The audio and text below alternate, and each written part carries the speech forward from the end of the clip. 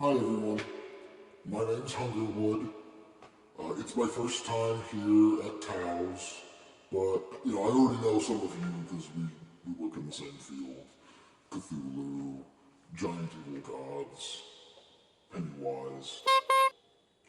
Well, like many of you, my job is to terrorize mortals, and I pretty much have infinite power to do that. But I just feel like they don't even know who I am. I mean, I know, how can they? Like, even trying to comprehend my alien nature will drive them mad and all of that. But, everyone confuses me for the entity from room 1408. Right, right, the Cusack movie. And I mean, I get it. We're both all-powerful reality benders that feed on human suffering. But I'm like way more powerful than 1408. Like, they're a hotel room in a hotel. Just don't go in. I can go anywhere. No, no, it's just a name. My name is Hungerwood. I don't have anything to do with forests or famine or anything like that. It's just a scary name. See, this is exactly what I'm talking about. Hi, Hunter here. Today I'm going to talk about Fear itself.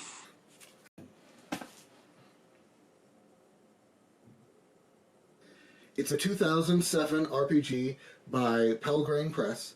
I picked up a used copy in a game store in Kansas City because I was interested in the gumshoe system. And I've seen that powered by gumshoe, etc., on a few products on game shelves over the years, like Knight's Black Agents and Trail of Cthulhu, as well as this one and the Esoterrorists. In fact, even though I picked up Fear itself to learn the gumshoe system, it seems like sometime in later years I also accidentally picked up Trail of Cthulhu. Now I'm going to talk about the first edition of Fear itself. There is a second edition of Fear itself, and it is twice the page count of the first edition. So I assume they made some changes and some improvements. But I don't have that game. I have this game, so this is the game that I'm going to talk about today. It's a quick read, it's mildly interesting, but it's not really my cup of tea. Maybe one thing that primed me to not like it as much as I could have is that it just will not stop mentioning the Esoterrorists and the Book of Unremittent Horror.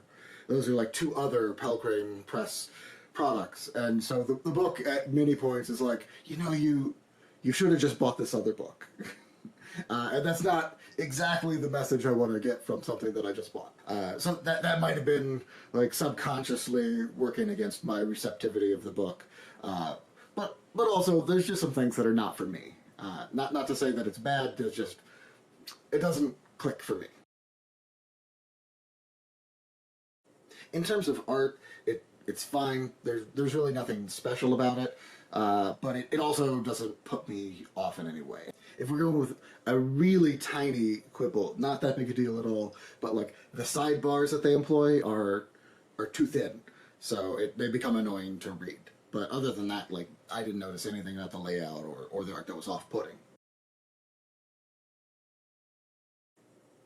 Fear itself has a Why This Game Exists section on page 32 that gets into the design philosophy behind the gumshoe system.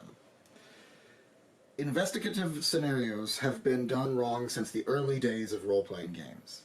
As a consequence, they're hard to run and prone to grind to a halt. Gumshoe is here to fix all of that. It then talks about how finding clues mechanics, roll to find the fingerprints or whatever, are a holdover from the early days of gaming where you would roll to locate treasure or find hidden doors or that kind of thing. And as a consequence, the design philosophy is all wrong for them. Because if you don't find a clue in an investigation, then the investigation grinds to a halt. Whereas if you don't find the treasure, you can continue to go on raiding the dungeon. So, analogously, if you had a core mechanic where you had to roll in order to find the next section of the dungeon, a lot of your dungeon crawl type things would grind it to a halt as well. So, Gumshoe, in theory, is an answer to that that problem of mechanics, and seeks to reorganize it. You know, I've personally experienced that kind of thing where you have to roll to find the hidden lever to extend the bridge, or roll to find the buried body in the basement, and it just, bam, you run right into that wall and the story comes to a dead halt, and it is super frustrating. So this is definitely a problem that I do identify with. I'm not sure that the Gumshoe system answers that really, but I'll talk about that in a little bit. The Gumshoe position is that investigative scenarios are not about finding clues, they're about interpreting the clues that you do find. So a broad overview is that Fear itself is Gumshoe is a point-buy system. There are approximately 40 abilities that you can invest points in to increase their rank. You buy them one for one from a pool of points that you have to spend. And it includes both things that you would expect, like history and streetwise, kind of your skills, but also your health and your stability. Keep in mind, stability is just their name for sanity. It's your sanity score. And they function very similarly to hit points. So you have your health hit points and then your mind hit points. Abilities are split into your general abilities and everything else. And the general abilities are the ones that you're kind of actually going to roll and need. And then everything else is kind of dubiously important. You test your general abilities by rolling a d6 against a difficulty that's usually 4, but it might be higher than that. But the default is 4. And so you roll a d6 versus a 4, and if you get a 4 or higher, you succeed. Now, every ability, you have a pool of points equal to your rank in that ability. And you can spend those points to give yourself a +1, +2, +3 on the roll. You spend them 1 for 1. So if I had a shooting of 5 rank, I would have 5 shooting points to spend during the course of an adventure or mystery or whatever you call it. And so if I was making a shooting roll, I would say, okay, before I make this shooting roll, I'm going to spend 2 from my 5 points that I have to spend on this shooting roll, and that'll give me a +2 to my d6 roll. And then if I get over a 4, or if it's a really, really hard test over like a 5 or 6 or 7, that is going to mean success. Now, non-general abilities don't work this way. Non-general abilities, you have a rank in them, and that gives you a pool of points to spend on using them, but there's no d6 associated with them. Basically, if there is a clue associated with a certain type of ability, and you have points in that ability, then you get the clue automatically. And you can spend your points from that ability for extra benefit. And extra benefit is purposefully vague in this sense. Extra benefit, I think, usually just means looking cool, or impressing others when you find the clue. So if you go in and the clue requires history, and you have points in history, then you get the clue. But you can choose to spend some of your history points on impressing the person that you got this clue from. Or the example they give in the book is you find a picture of a railway tunnel, and if you spend the points, then instead of having to research where that railway tunnel is and taking several more hours, but inevitably getting it, you just instantly recognize where that tunnel is. So you get to be cool, or you get to cut out a little bit of that research time and advance the story a little bit faster. Okay, so we'll talk about character creation, and then we'll move on to some of the other mechanics.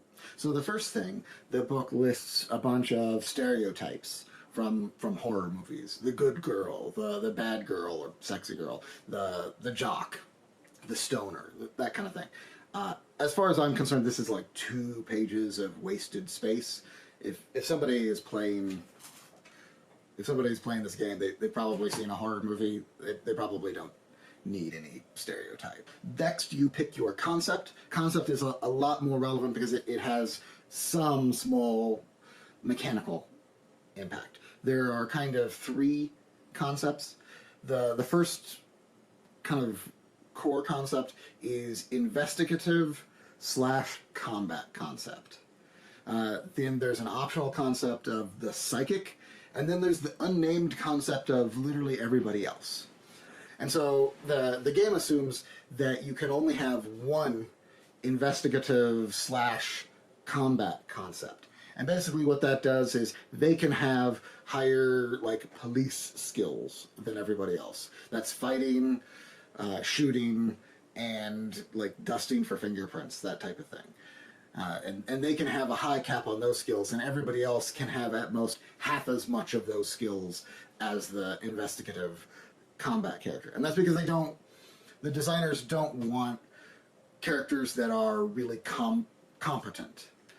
They want their characters to be relatively incompetent when facing, the slasher or the supernatural horror or whatever.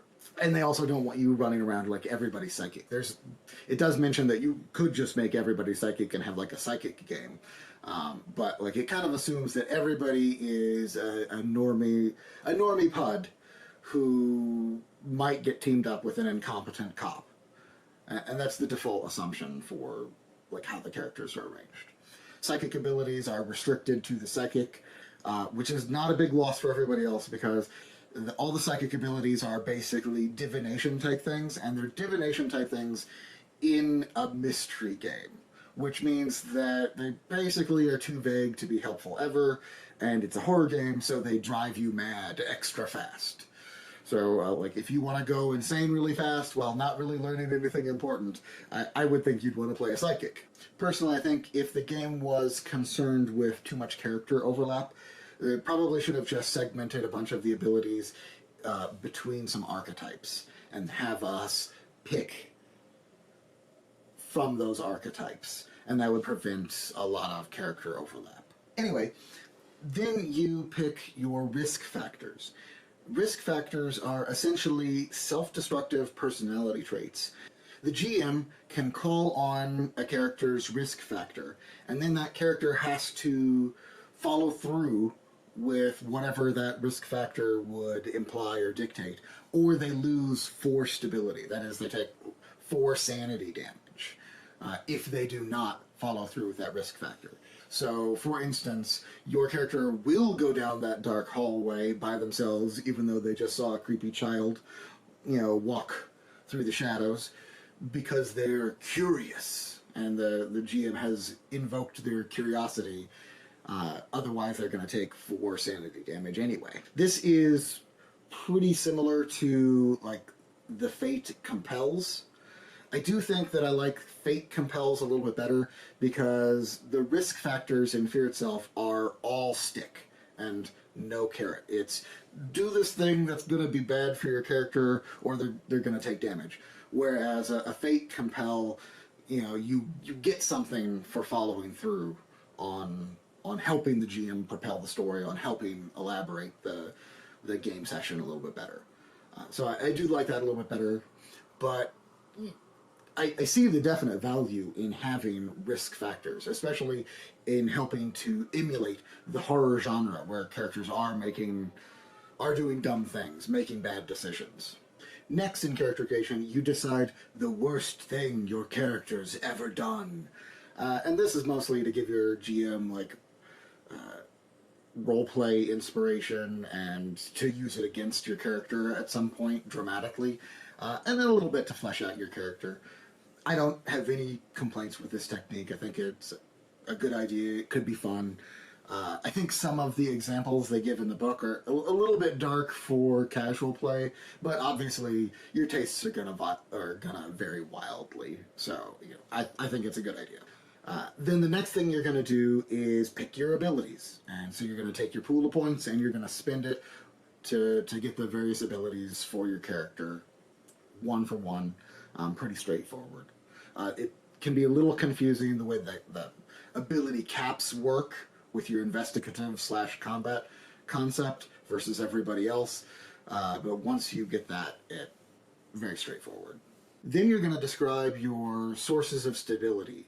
Remember, stability is your sanity hit points. And for every 3 points of stability you have, you need to define a source. And a source can be a personality trait, it can be an activity your character likes to engage in, or it can be a person that is important to your character.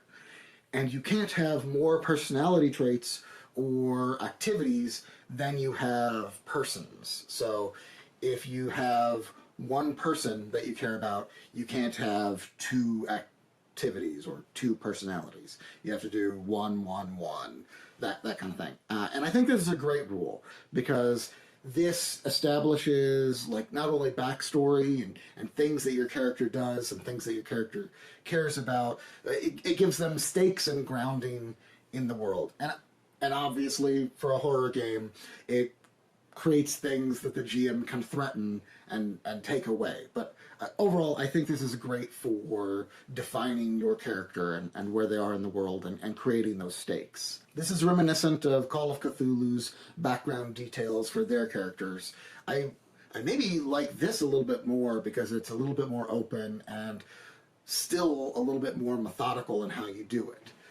So I think it's great all around. I do think ideally there'd be something to do with your sources of stability and regaining stability. Now, the book has an optional rule where, like, if you suffer mental illness, you start losing sources of stability, and that can damage your stability as well. But I think it would really kick it up a notch if you could regain stability through leveraging your sources of stability. Then you make up some goals for your character, you describe your character, and then you decide if you like or dislike any of the other characters in your group. Then you're done with character creation. Ultimately, I don't really get how the diceless point buy system solves the goals of the gumshoe system. Like, how does having history points that you spend versus a history test ensure that a clue is going to get picked up? Like, what if the character with points in history isn't in that scene, or they've spent all of their points already? And so, to address that concern, Fear itself says, well, just make finding the clues automatic. But if you're making finding the clues automatic, then what does it matter whether you have points to spend or make a roll? You spend points to get the extra benefit, or you make a test to get the extra benefit. Spending points to find the same clue, but better, just doesn't seem worth the extra bookkeeping to me. The book says that if you have a clue and you have 2 characters with the same, points in the same abilities, that you should let the one with the highest current pool of ability points find that clue. So does that mean that I should be tracking every single ability for every single character and what that ability is at currently? Because that seems like a nightmare of bookkeeping that I'm not interested in. No thanks. I have some additional misgivings about the gumshoe system, but I really don't want to linger on that negative criticism. So I'm just going to include those in the description, and if you're curious, you can read them. Now, I know that the rules section went really long, but we're going to make up time here for Setting and Fluff by the Esoterrorists and the Book of Unremitting Evil. Horror. Evil? I know the book is intended as a generic horror rule set and not anything else, but I still felt a little bit shortchanged with just 2 monstrous antagonists included in the book. One is a demonish creature, and it's alright, And then the other one is the Mystery Man. Now, disclaimer, tastes are subjective, but the Mystery Man is the distillation of all the most boring aspects of a supernatural antagonist from a horror movie. It's all powerful with no weaknesses and no personality other than terrorizing people. So I just wasn't into it. There is a certain meta humor that is definitely intentional in that the Mystery Man is basically a GM self-insert, an entity that's just there to terrorize the player characters slash players. But it wasn't enough to, make me actually like the monster. Like, I never felt inspired to use the Mystery Man, or even like part of the concept of the Mystery Man. And for me, that is like the litmus test for whether a creature is cool or not. I guess the included adventure kind of counts as setting fluff, and it's a big part of the page count of the book. It's 23 pages of the 90 pages of the book. So in that way, I guess it is fluff. And it has a pretty amusing hook, like the gimmick. The opening gimmick is pretty fun. I just had a bunch of quibbles with the mystery that kind of added up to it not quite being my preference. But it definitely does greatly clarify how Pelgrane Press kind of expects a mystery to be formulated. So in that regard, it's quite useful. The GM section doesn't really include any guidance on mechanics or play balance. It doesn't really let you know how deadly an encounter should be or how mind-melting the scenes should be. The GM advice is mostly focused on pacing and where to cut between scenes. There is some interesting food for thought on flashbacks and how to use them. And there's some good advice, some good tips for players on how not to get bogged down trying to plan or theorizing on what could be going on in the mystery. So that was very useful. For scenario design, it proposes a spine and floating clue structure. The spine is a series of linear scenes, one leading into the other, and a bunch of secondary optional scenes that surround the spine. Floating clues are just clues that you can withhold or provide based on how you feel the pacing of the story is moving. So the PCs go from scene to scene, and whenever you feel like the story is beginning to get bogged down or the momentum is beginning to flounder, that's when you drop that floating clue in, and they can move on to the confrontation of the story. It's an interesting way to think about the process, but really this sounds like the completely conventional investigative jerk around that I'm used to, just dressed up with some additional jargon. I feel like most of us have played a mystery game where you schlep from scene to scene to scene, collecting clues, and knowing that you ultimately have no chance of guessing what's going on until one of the scenes allows you to finally progress. Or at least you have to pretend like you don't know what's going on because your character doesn't have any experience with the mythos. In the Esoterrorists, it's the Outer Black. Fear itself is clearly inspired by and designed to emulate the horror genre, particularly supernatural slasher movies, where the spunky kids have to investigate the nightmare serial killer, alien clown, whatever. But it faces a huge challenge in trying to adapt that genre from one media form into another. The advice on dramatic cuts and pacing are very helpful, but TTRPGs aren't movies that are passively consumed. Risk factors are a neat mechanic that pushes characters into danger and propels the plot forward, and that's great for emulating the horror genre. But PCs are the instrument through which players participate in the group activity that is a TTRPG session.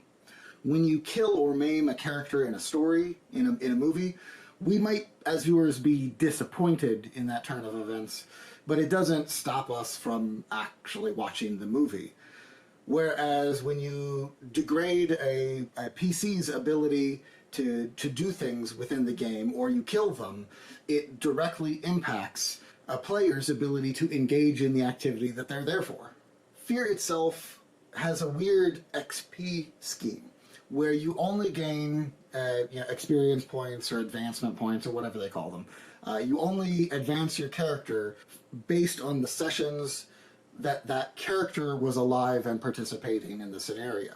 So if you have a character killed halfway through an arc and you bring in a new character, you only get advancement at the end of the arc for the half that the character was alive for. And this seems really weird because this penalizes the player for their character dying. And if you're trying to emulate a horror movie and, provoking people's risk factors for them to put their characters in danger, it seems really weird to disincentivize them from going along with what you've asked them to do. Now, I don't necessarily have a solution to the death problem. And it's not just a problem in this game. It's a problem in a lot of games, particularly horror, but in every game, it's a little bit of a problem. Maybe there's some advice or suggestions about it in the second edition of Fear Itself, but this book doesn't adequately address it, and it does some things that I think make the death problem worse than it otherwise would be. Frankly, understanding the difference in the unique advantages and limitations of TTRPGs versus other media forms is something I've only just started considering as of working on this video. For instance, in a TTRPG, you can meander. And sometimes that's boring and tedious when you spend, 2 real-world hours shopping or something. But it is a unique capability that TTRPGs have that you can't really get in a film, for instance. And so that's a point in Fear Itself's favor, because it at least was thought-provoking. It started me thinking about this issue. It's not ugly. It's easy to read. It has interesting advice on pacing. Thought-provoking. It has unconventional rules. But I don't like the rules. Buy a different book if you want setting or monsters. The system design document is Creative Commons. Second edition might be different. Thanks for sticking around. I might get to Trail of Cthulhu at some point, but I'm not going to rush it. If you have any questions about Fear Itself, first edition, hit me up. I'll be happy to try and answer what I can. Good luck out there.